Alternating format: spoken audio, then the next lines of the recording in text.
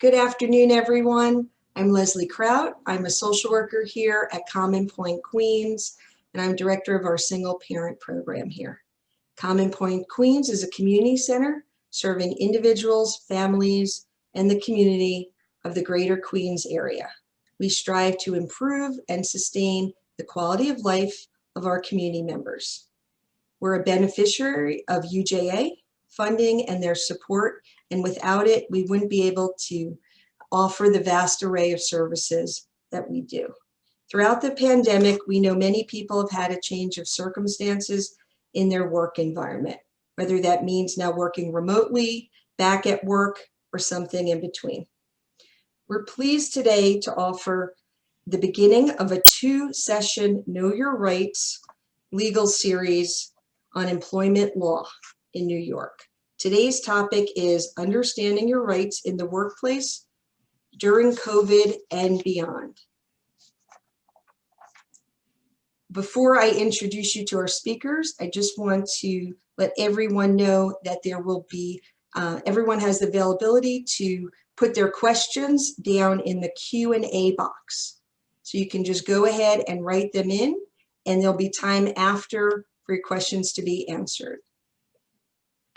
And now I will turn it over to the attorneys to introduce themselves. Great. Thanks, Leslie. My name is Alex Burke, and I'm going to kick this off today. We really appreciate Common Point Queens for hosting this event. I'm a senior associate at the firm Berke-Weiss Law, and we practice employment law in New York City and around the state from the perspective of employees and employers. And our goal for today is really to give everybody an understanding of the different bases for your rights, get a sense of if you think your rights are being violated, what you can do, some different resources to reach out to. And, we do have the Q&A function, and we will be answering questions at the end. But as you'll learn, especially as we keep going through our presentation, we can't provide legal advice in this format. Ethically and practically, it's not possible. Employment law issues are always really fact specific. We have to understand a lot about your experience. But I think the goal here is understand if something is going wrong and what you can do about it. And we're going to cover kind of a lot of ground because there's a lot of employment issues out there that they're always relevant, but especially now during COVID, I think they're extremely relevant.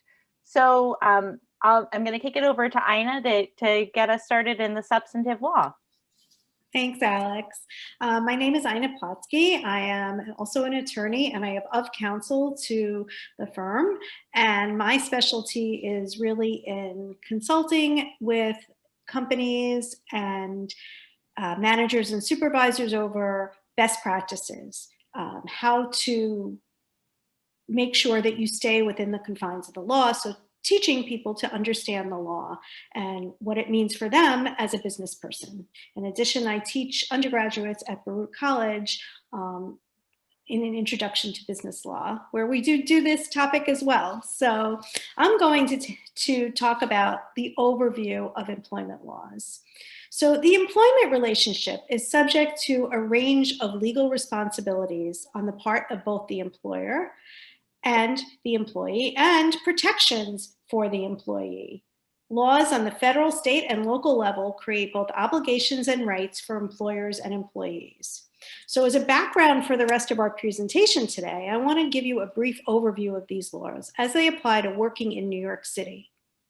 One basic rule that underlies the employer-employee relationship is the doctrine of employment at will. This doctrine states that an employer is free to terminate an individual's employment at any time for any reason, with or without cause. What that means is that an employee in New York has no inherent intrinsic right to their job. The employer doesn't have to show any justification if it wants to end the employment relationship. The only exception for that is if there is a written contractual agreement that is very specific as to the period of time. So it must have a start date and an end date. Employer policies and handbooks do not create any kind of contractual relationship for employment. They don't give an employee any guarantee of employment in the future. Same thing with an offer letter. Offer letters don't create a right to a job. The employer is free to change their minds and withdraw an offer of employment at any time. So although the employer-employee relationship is defined as an at-will relationship, there are still many laws that govern the workplace and how employers treat their employees. So while an employer may terminate an employee at any time, they also must not do so in violation of a wide range of laws that prohibit discrimination in the workplace and provide protections for employees in regard to their terms and conditions of employment. So there are three significant federal laws in this area. The first is Title VII of the Civil Rights Act of 1964. And that act protects employees and applicants for employment. So you are similarly protected if you are in the job market searching for a job from discrimination based upon race, color, national origin, religion, or sex. And sex under Title VII includes protection from sexual harassment and discrimination based on pregnancy, childbirth, and related medical conditions. And with a recent Supreme Court decision, sexual orientation and/or transgender status. So the word sex is interpreted very broadly. The second important act is the Age Discrimination in Employment Act, which prohibits discrimination on the basis of age. The third is the Americans with Disabilities Act, which prohibits discrimination on the basis of disability status. These laws create what are called protected classes of employees. Employers cannot take negative actions or retaliate against an employee based on the employee's protected status. So in plain language, that means that an employer may not refuse to hire, fire, demote, or take any other action against an employee based on their race, color, national origin, sex, religion, age, or disability status. Nor may an employer retaliate, which means take action against, punish an employee for reporting claims of discrimination against themselves or others. In addition to the protections provided by these overarching federal laws, New York State and City have their own anti-discrimination laws, which provide not only the same protections, but create a number of additional classes of employees which are protected. The New York City Human Rights Law specifically extends legal protection to immigration or citizenship status, gender identity, marital and/or partnership status, pregnancy and lactation accommodations, and veteran status. These protections cover everyone in every type of business or industry. Under New York law, there's no requirement that an employer have a minimum number of employees in their business. And again, these protections extend to the hiring process to applicants for employment. Individuals applying for jobs in New York City may not be asked about their protected status in any of the federally protected classes. In addition, applicants for employment in New York City may not be asked about their protected status under the New York City laws, as well as their arrest or conviction record, caregiver status, credit history, unemployment status, sexual and reproductive health decisions, salary history, and status as a victim of domestic violence, stalking, or sex offenses. Applicants may not be asked to take a pre-employment test for marijuana use, with exceptions for certain defined job categories where it becomes relevant. If you are an employee or an applicant for a job who's been treated unfairly based on your protected status, or has been asked inappropriate questions in the hiring process, there are city, state, and federal agencies to which you can reach out. You can find a lot of this information in our resource guide that we will be providing you. In addition to the discrimination statutes, employees are also protected under state and federal wage and hour laws, occupational safety and health laws, and family leave laws, which will be discussed later in our presentation. So we're going to focus our presentation today on some practical information about how you, as an employee or a prospective employee, can navigate some of these important issues as they arise in the workplace. I'll turn it over to Laurie. Actually, Alex. I think I'm going to take it back. So thank you. And that's a really good overview and another good kind of understanding of when employment lawyers are trying to understand, has someone's rights been violated? we need to look at the actions as well of the employer, as well as the basis that the employee has for protection. And as you're getting a sense of from Ina's explanation, that might be different depending on the law. So now I've talked about how complicated things are. I'm going to talk a little bit about COVID issues.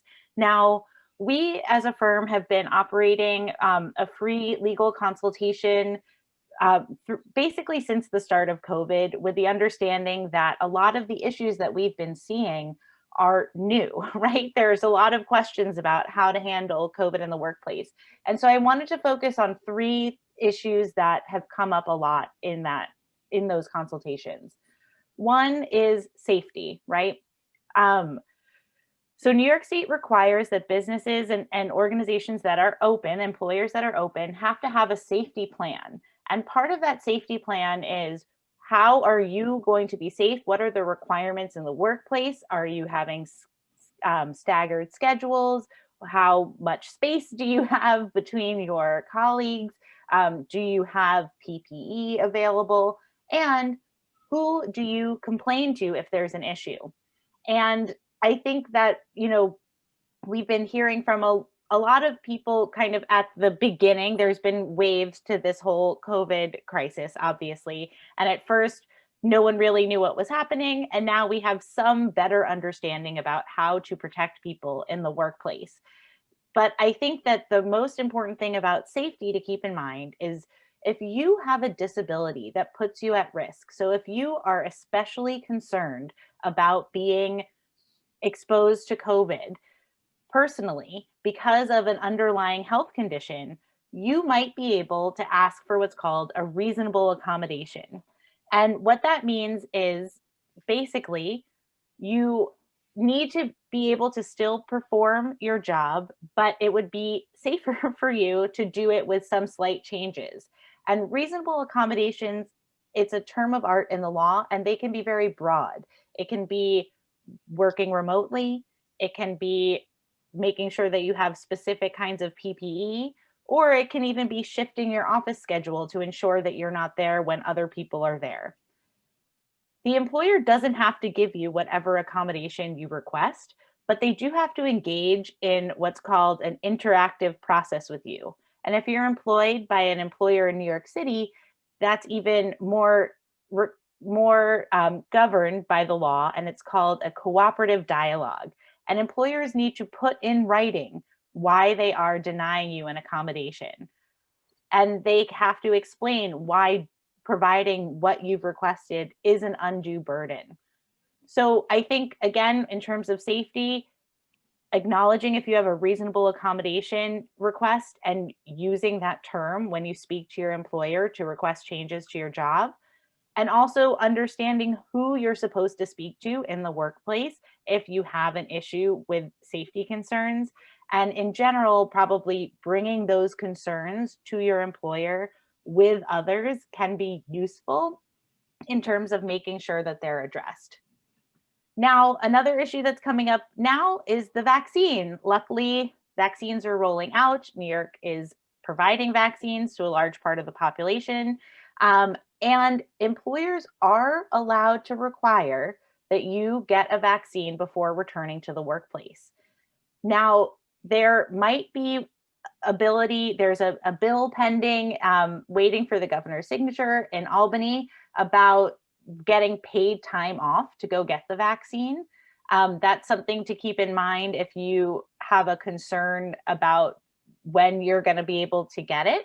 But you should know that employers are permitted to require it. And if you have a reason, again, based on a health condition or potentially a religious reason not to receive the vaccine, you have to speak to the employer. And it's, again, you're going through this reasonable accommodation process to explain to them why you can't get the vaccine and see what they can offer you in terms of going back into the workplace. The third COVID issue that I wanted to address is leave. So America is one of the, I think, is the only country that doesn't offer paid leave to employees for any reason. There's no federal law requiring paid leave, except in COVID times, the federal government passed something called, we refer to it as FICRA, the Family's First Coronavirus Relief Act.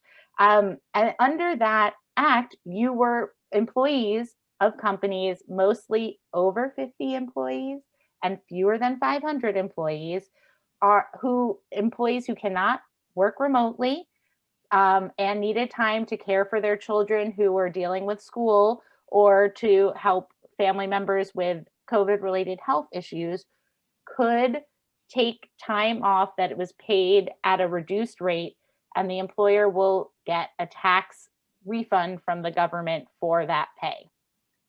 So this is a great law. Also, it expired at the end of 2020, but it's something to be aware of if you've been having issues because you need to care for your children and your employer is not accommodating you. It might be something that they could have done. And if employers choose to continue offering that leave, they can still get tax benefits if they choose to do so now.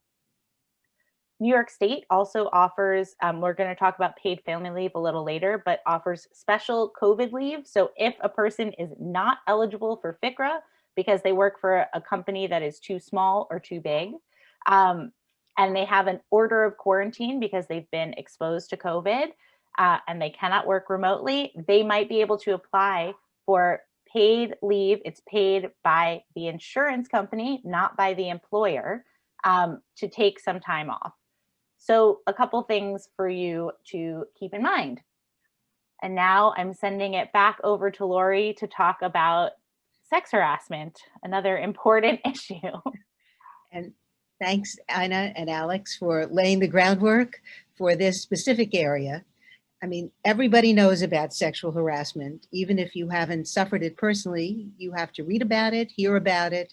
It's everywhere, and it's become perhaps a reckoning in our society, as we have seen over the last few years with Me Too and all the cases that have stemmed from that. So what is it? As Ina said, every employer in New York is subject to the law which prohibits sexual harassment at work. So what does it mean? Well, the law in New York City in particular, and New York State has followed suit, puts the bar for what sexual harassment is at a very low place. It really has to impact the terms and conditions of your employment. It shouldn't be what are called petty slights and inconveniences. And what does this mean? Each of these cases is examined by its facts. So a sexual harassment case is determined by the words that people say, the actions that people take in that specific case.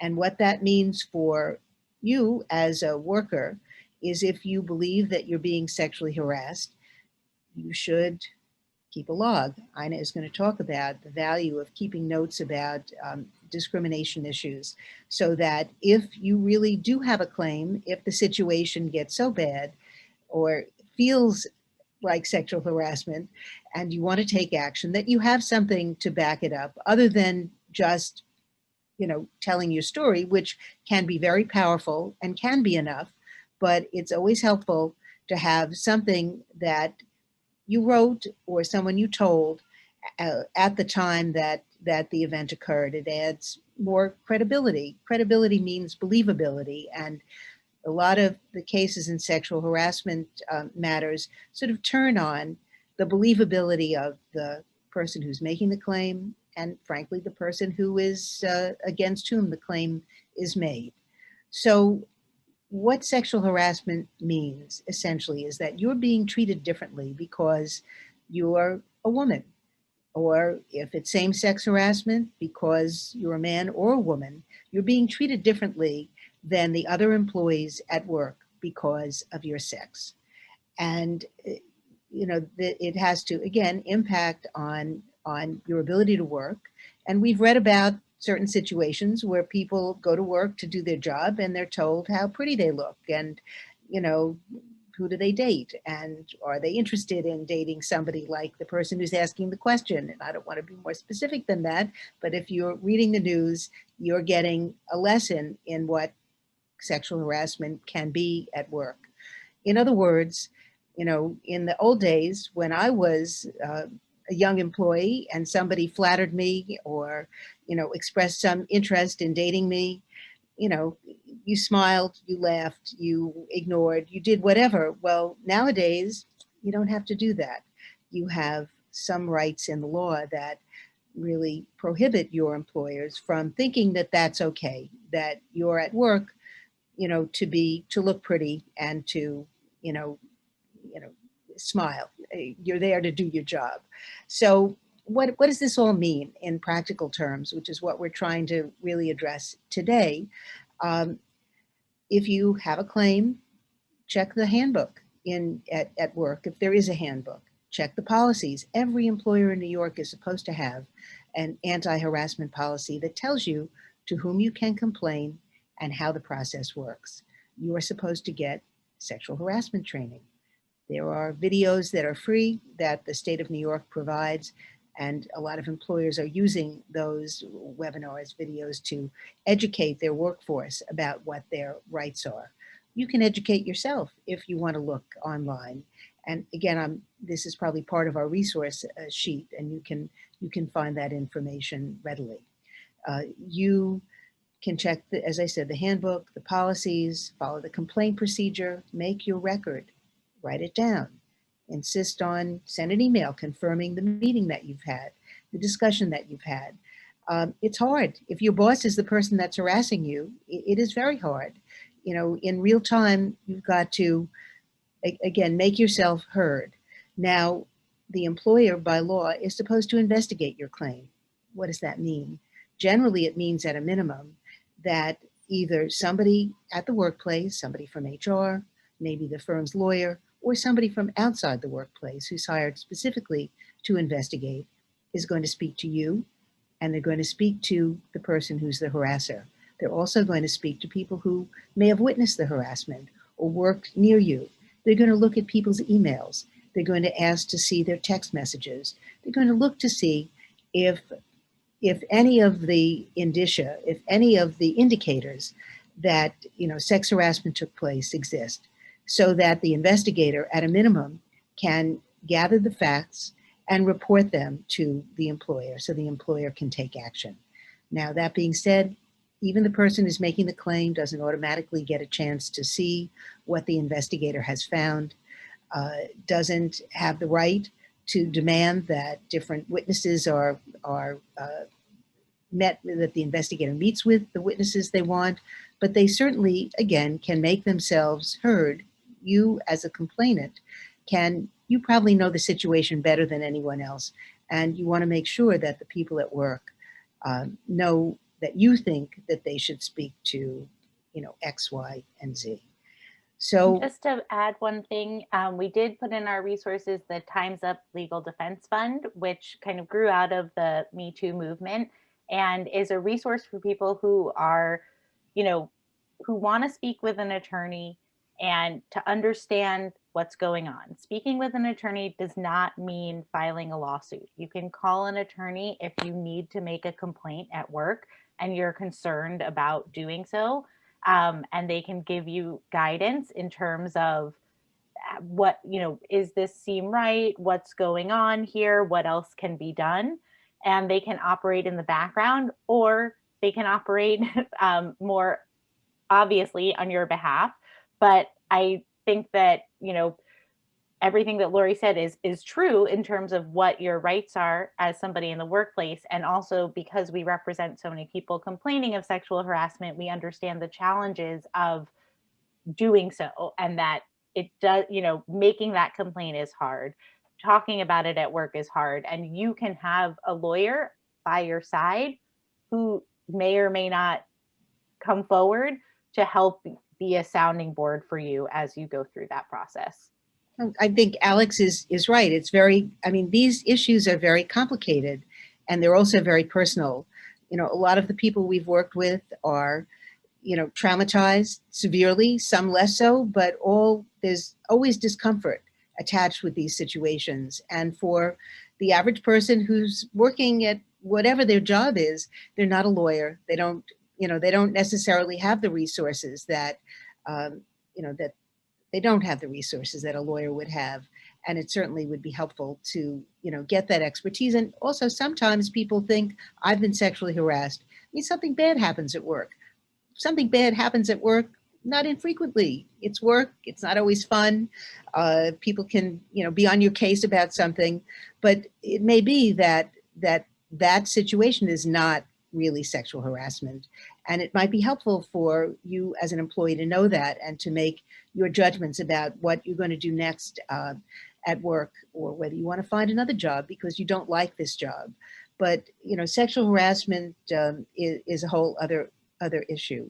Now, one final point in this section is that when you make a complaint, a lot of people are concerned, and rightly so, that something bad is going to happen to them because they made the complaint. As Ina said, that's retaliation, and retaliation is illegal.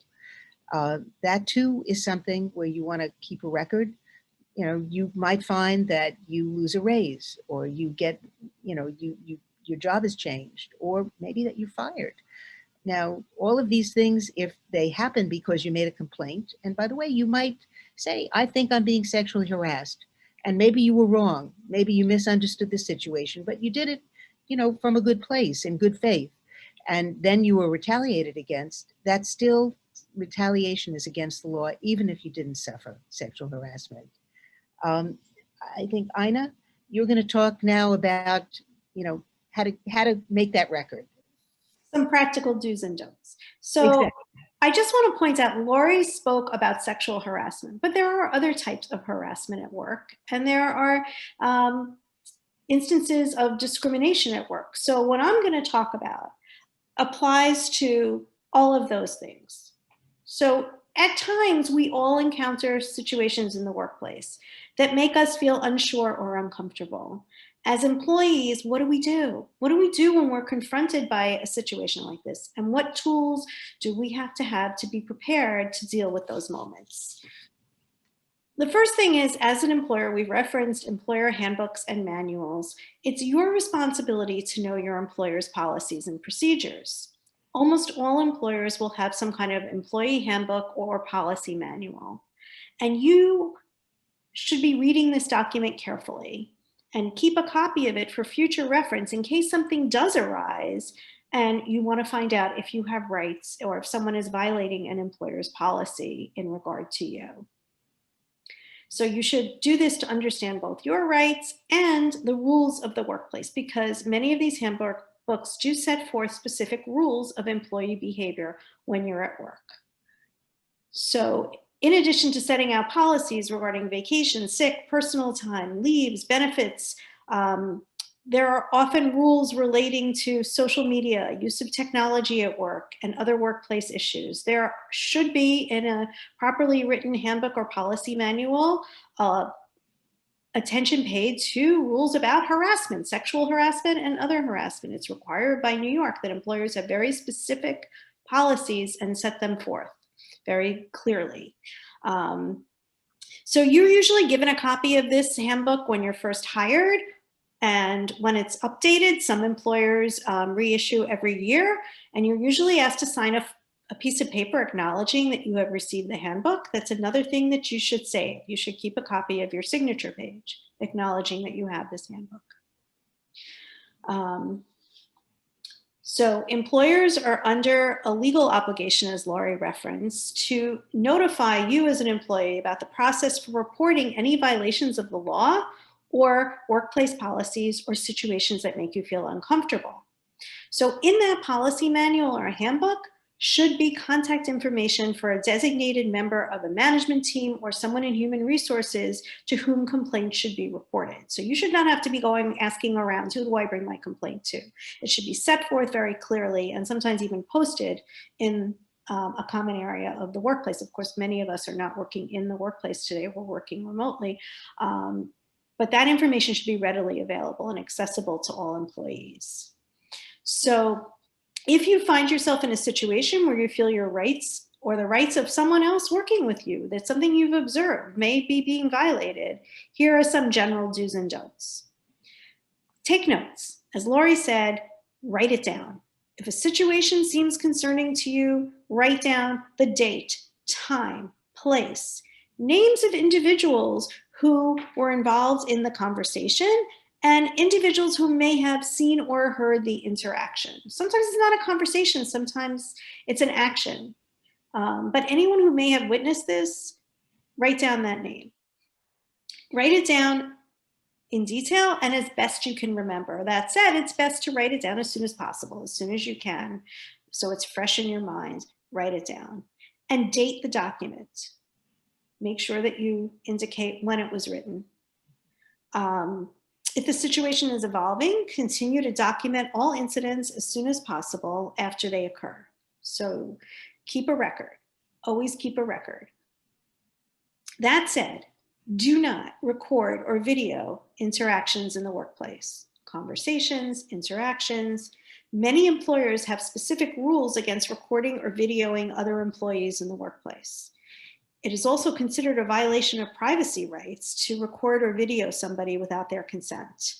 So if you do so and you attempt to later share this information with your employee to prove something has occurred, it could turn around and be used against you as a violation of a workplace policy and potentially even lead to termination of employment on that basis. So it's not worth it to record or video someone without their consent. It's not a recommended practice. If conduct is concerning to you, report it promptly to the designated individual or department that your employer sets out.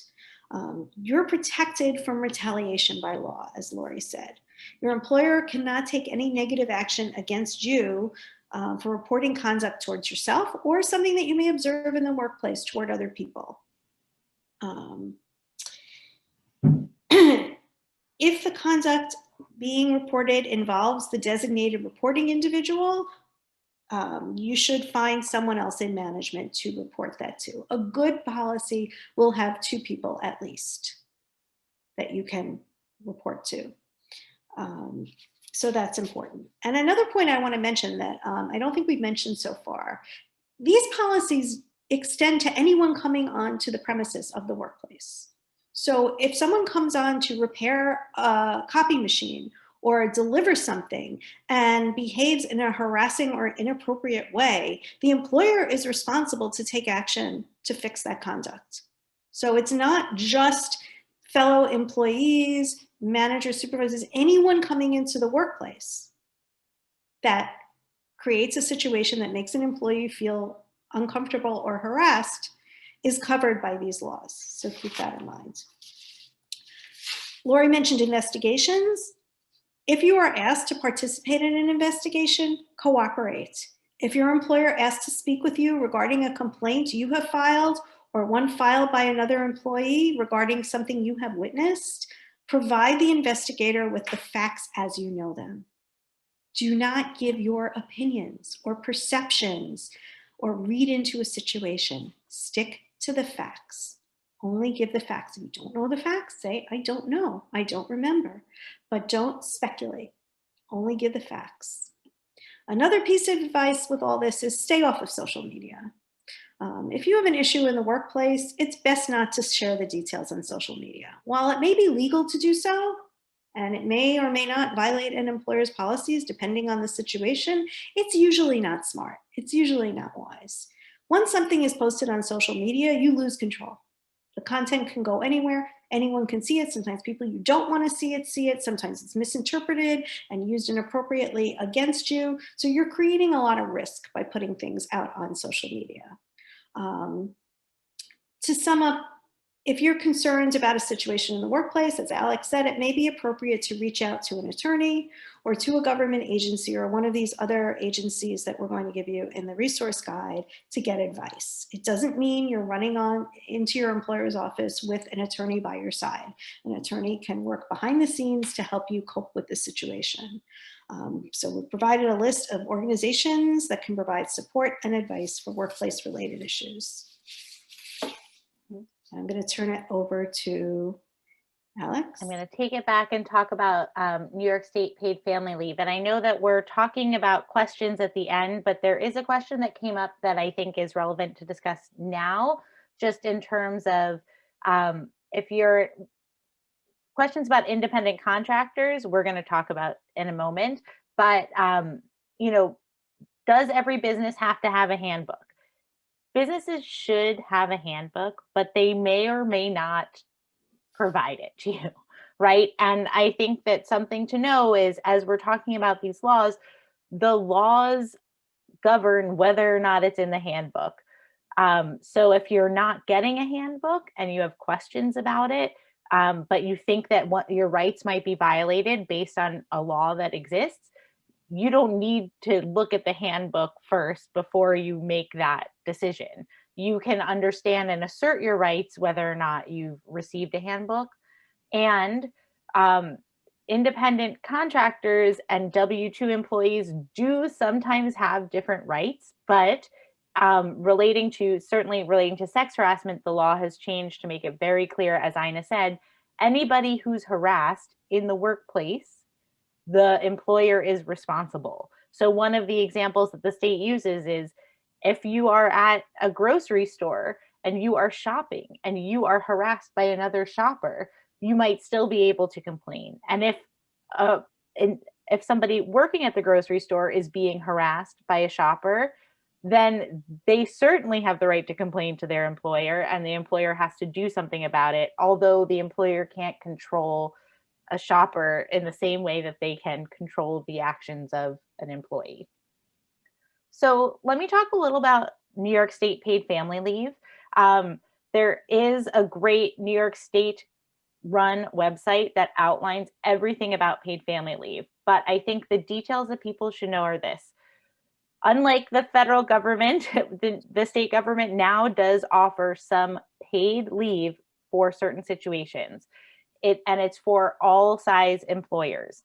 Now, if you are an employee who needs to care for another person, either bond with a new child, care for a sick family member, or care for somebody or spend time with someone as they're going onto active military duty, then you can avail yourself of this leave, and you make an application and it's paid by an insurer. So what that means is your employer does not pay you for your time off, but you can take up to 12 weeks of time for one of the reasons allowed in the paid family leave, and it's paid to you by an insurance company.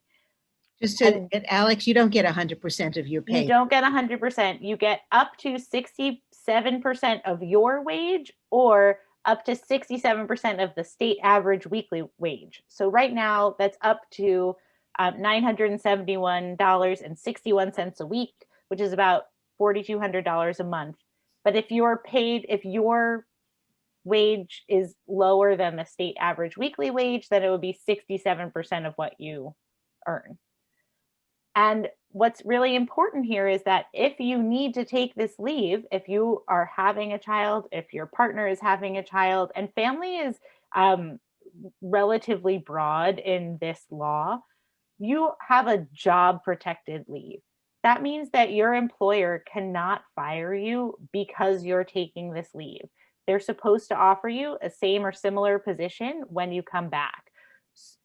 So I think it's a really good resource. And even though the law went into effect back in 2018, there's still a lot of confusion on the parts of employers. Sometimes there's bad acts, but other times there's just genuine, like, people don't know about this. They don't really know how to use it.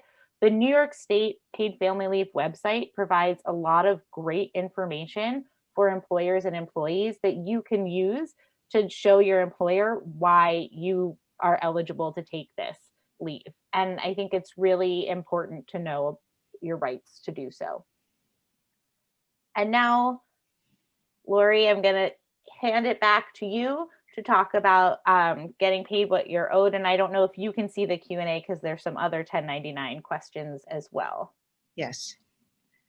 Well, getting paid what you're owed, that's really the bottom line. That's why we work. And there are lots of laws in effect in New York, and there's a federal law as well, which govern how people are paid. You know, sometimes people get a salary and sometimes they're paid by the hour. And generally speaking, if somebody is considered an exempt employee, that means they're exempt from the wage and hour laws based on the amount of money they earn, the kind of job that they do. You don't get paid for overtime. But if you are non-exempt, that means you're covered by the law, then, and you're an hourly worker, you get paid overtime. That's time and a half of your hourly wage over 40 hours a week. Now, a lot of people there's a lot of misclassification of jobs. Some people who should be non-exempt are sometimes misclassified as exempt. Equally, sometimes people who should be classified as W-2 employees, either as exempt or non-exempt, are classified by their employers as independent contractors. And actually, sometimes people who are independent contractors express an interest to they would rather be classified that way for, whatever economic reason makes sense to them. But at the end of the day, the law really gives the parameters for how you're supposed to be classified. From a practical standpoint, the biggest issue that we see is when people who are non-exempt, that means they should be paid by the hour, do not get paid, minimum wage. Now it's $15 in New York. Or more likely, they're not paid time and a half for the hours that they work over 40 hours a week. Now, there's a 6-year statute of limitations in New York. That means that, if an employer didn't pay you correctly 5 years ago, 6 years ago, 4 years ago, you still can make a claim to be paid correctly. Plaintiffs, if they have a claim, it's relatively easy in that if the employer doesn't have records, and many employers don't keep good records of the hours that you worked, then your claim really rules if there's a lawsuit or a negotiation. I mean, the employer really has no counter to you. I don't want to speak in absolutes, because you may say, I worked 60 hours a week. I worked that way for 2 years straight. I really didn't get, I didn't get any overtime. In fact, I wasn't even paid for more than 40 hours. I just got a salary. So the employer is going to disagree with you. They may say that you should have been a salaried employee, and that's one issue that will come up. They will say, you didn't work 60 hours, and perhaps the employer does have records. But if the employer doesn't have records, then the case really is, it's generally favors the plaintiff's claim.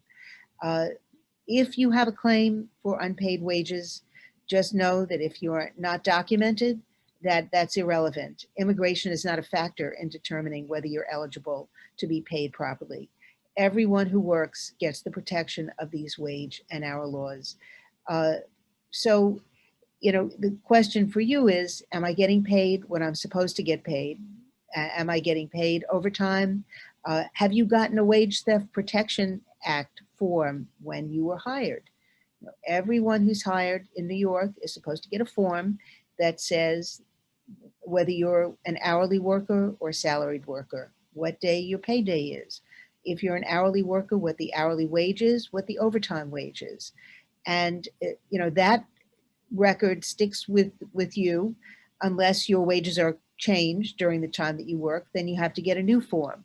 But that's really the lead indicator of how you should get paid. And if you haven't been paid correctly, you may want to call it to your employer's attention. Again, employer can't retaliate against you for doing that. It doesn't mean that the employer may not disagree with you and take action. You can always contact a lawyer and have the lawyer evaluate the situation to see if you do have a good claim for unpaid wages, or if you were misclassified and should have been classified as a W-2 employee and not a 1099 employee. I will just add that the misclassification issues usually come to the fore when somebody loses their job and somebody applies for unemployment benefits.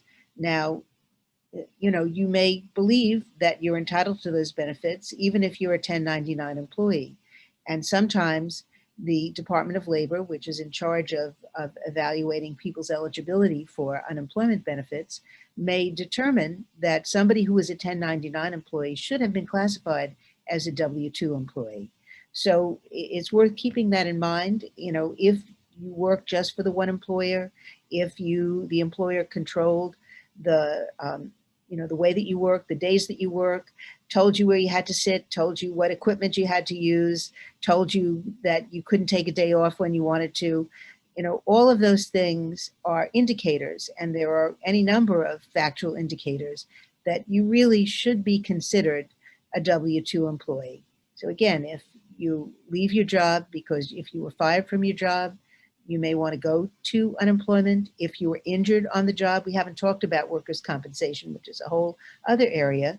You may want to apply for workers' compensation benefits, even if you were a 1099 employee. Again, probably find a lawyer to help you evaluate your claim. And it's common for people who are misclassified as 1099 employees to find that for at least the purposes of getting these state benefits, that you should have been classified as a W-2 employee, and you can get those benefits even after the fact. So I see, right. I know there's a question about being a 1099 employee, and I hope that I answered the questions about being terminated. As Ina said really at the outset, you have to bear in mind that the fundamental you know, the underpinning of work in New York and everywhere really in the United States is employment at will. That's the general rule. You can be hired and fired at any time for any reason or no reason, unless, as we've discussed today, you have a contract, which is not the usual situation, or if you're being discriminated against illegally. But even 1099 employees can be fired. Anybody can be fired. As long as it's not for an illegal reason. But again, it's clear that a lot of times employers, you know, would prefer to have you as a 1099 worker, even though it is a misclassification. And if you feel that you've been fired improperly as a 1099 employee and you're trying to collect unemployment benefits, then you should at least, you know, make an application and start there and see whether you can, you know, whether you can get classified as a W-2 employee for the purposes of getting that benefit. So this is in the weeds. These things, everything we're talking about today is complicated and technical. And that's why you want to keep notes, as Ina said, and be very specific about situations where you think you've been mistreated illegally. You want to check all the resources that we're giving you if you think that they can be helpful to you. Get legal assistance. You know, nobody expects anyone who's at work who's not a lawyer to be a lawyer. And to be honest, we even have lawyers as clients because lawyers who don't practice in this area don't necessarily know all the rules either. So do we have any more questions, or are we just? There's a question about who do we contact if an employer is not following PPE or other safety guidelines? We haven't talked about OSHA at all. Yeah, well, if I can, you know, I think, as I mentioned, the safety plans that you're supposed to receive when you go back to work in New York State for COVID should have where you can complain. And that's internal to your organization. And I think that if you are trying, if there's many ways that these safety conversations are going, and I think that OSHA is the federal agency that deals with these issues, workplace safety issues. And I know that in New York State, I think the Department of Labor and also potentially the New York State Attorney General's office has been looking into safety issues. So you can make complaints to those places, but if you're trying to, that's going to take some time, right? We know that OSHA, things are changing now. We have a new president since COVID began, but OSHA has done very little to actually look into worker complaints of safety violations. So if your hope is to get that PPE, make a change to your work so that you're protected, potentially request a reasonable accommodation, those are things that you're going to want to probably do directly with your employer. And another reason to make a call to a lawyer, to ask questions about, this is what I've said to them, they haven't responded, what do I do? And I think that the part of the reason that calling and getting some assistance is such a theme of what we're talking about is that we've given you a brief crash course in some of the areas of employment law, and it's really complicated. And, it's also really, it takes a lot of energy, right? Employees who come to us, most people who come to us, they've never talked to a lawyer before. They don't want to really be talking to a lawyer. They just don't know what to do. And everybody in their life is sick of hearing them talk about it. And they don't know what to do either. And I think that that's the value of trying to get a resource. So if they're not following PPE or following guidelines, then the question is really, what are you trying to get out of this? Are you trying to be safe and remain there? Or are you trying to take an action in a legal way that is going to potentially affect the employer, but not immediately? It's not going to immediately protect you and your safety. I think I want Yeah. to also add, because we haven't mentioned this at all, some of you may be or may have worked in unionized environments, and that's going to be a little different because then you have the resource of your union representative to go to on issues like this. And I would imagine in workplaces all over the country right now, unions are being very active in addressing these concerns of safety in the COVID environment. So, if you happen to work in a unionized area, that is another resource for you.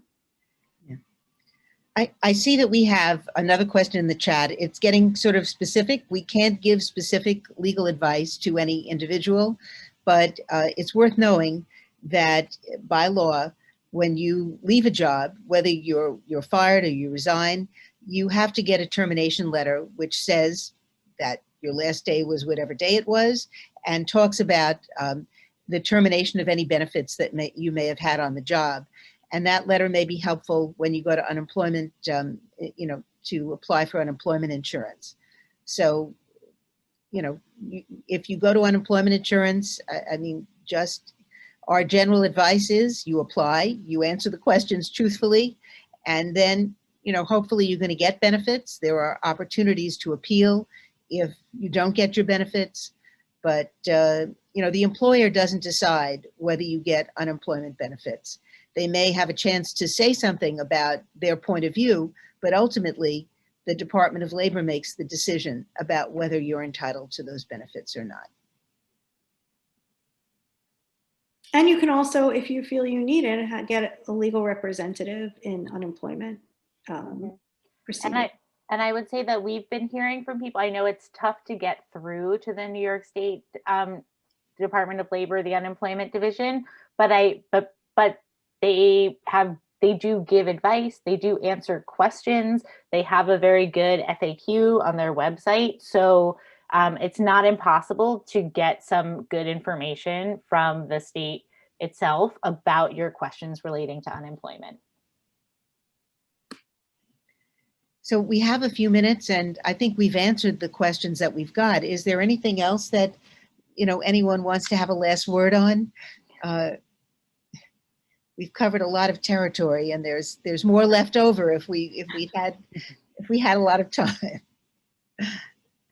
I think that it's important as employees to understand that life is not perfect, and the things, as Laurie said, will arise in the workplace. And so hopefully what we've helped you do today is differentiate between things that are just annoying and you don't like about your job, and things that really constitute or may constitute a violation of the law or your rights. And so I think that that's our aim in identifying specific areas where you have legal rights, that it's not unusual to see those rights being violated in some way by employers, just because it happens, not because they're horrible, just because it happens, because a lot of employers don't really understand and know the law. Mm-hmm. I teach students, and one of the things I always say to them is, someone can get promoted to be a manager or a supervisor or a director in a company, but nobody ever trains them on how to manage employees. And most of the time, they're not really trained on the law surrounding the employment environment. So it's a complicated area, and you should feel free to speak up and to get advice when you are concerned. I think that's a very good point, Ina. Look, you know, I mean, it's true. Things happen every day at work, and you know, when you deal with human beings, things don't always go according to plan. So you just have to, you have to be willing to take advantage of the information that's available to you outside the workplace from government agencies, or you know, people who know what, you know, what the workplace rules are, so that you can make a determination as to how you can handle it. But certainly, you know, all employers have to have, at the very minimum, they have to have an anti-discrimination policy. They don't have to have a 100-page handbook. They have to have a place to go, as Ina has said. They have to, you know, and 2 people have to be on that list. And, you know, if your supervisor is the harasser, find someone else to go to. Find another supervisor. So, you know, think about the situation, read what you can, get the resources that you can. And, you know, once upon a time, if you didn't complain, that was the end of your, the end of any lawsuit that you might have, or any other, you know, complaint you wanted to make. That's not true now under the law. But, you know, my personal view is, if something bad is happening, you know, don't wait. It doesn't get any better. And the information gets stale if you really do want to make a claim. And, you know, it makes for a lot of personal unhappiness, which, you know, we're all working in difficult times. You know, you can be harassed remotely. I mean, actually, that was the point I wanted to make. Just because you're working remotely, if you are, doesn't mean that you can't be sexually harassed. We've had calls about that too. So, you know, just know your rights. That's what this is about. And be smart about reporting things. Don't wait. Don't make it worse for yourself personally. That's not a piece of legal advice. That's human advice. And just to add to that, I think, you know, as we're saying, we know when people are upset at work, we spend so much time there. We're dependent on it. It's part of our lives. It's really, it can be very overwhelming. And I often talk to people, there is no harm in asking for help. There are resources available outside of your workplace to help you differentiate between, what can I do in this situation? Maybe the thing to do for you is you're just trying to stay there and make it better.